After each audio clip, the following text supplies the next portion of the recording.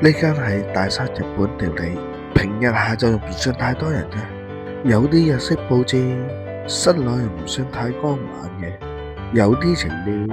今日我就食佢嘅下午茶，胡麻刺身冷麵52蚊，加熱飲都係加2蚊啫，想要凍飲就加4蚊啦，亦都可以加8蚊有特飲啦。佢賣相都算 OK 嘅，麻醬就另上嘅，自己中意落幾多就落幾多啦，味道都算正常嘅。但係就唔夠凍咯。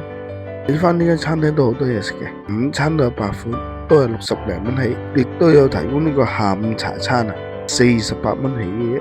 海鮮當飯都有8款啊，62蚊起。海鮮當都好多款式，呢鋪啊呢個選擇困難症嗰啲就大鑊啦。另外都有好多款定食套餐啊，裏邊有火鍋同壽喜燒啊。除咗定食之外呢，都仲有咖喱飯，不過佢啲咖喱飯得3樣啫。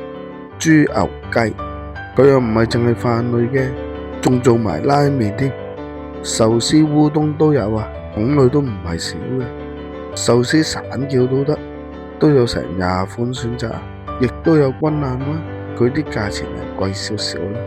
日本料理梗係唔少得刺身嘅啦，同樣都係好多選擇啊，赤貝啊、田蝦啊、牡丹蝦都有，想食一款咁齋咧就可以成盤上。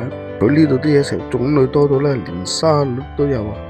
咁喺度食正價嘅壽司同刺身，7點半前埋單都有85之間。咁佢啲飲品嘅種類都唔少，仲有4款嘅酒類，晚市都有優惠嘅，星期一至日都有，日日唔同。除咗正餐之外呢，亦都有燒麥嘅，就連燒料都有啊！仲要寫明日本直送，有埋圖片話俾你知，雞嘅部位真係都幾有新色。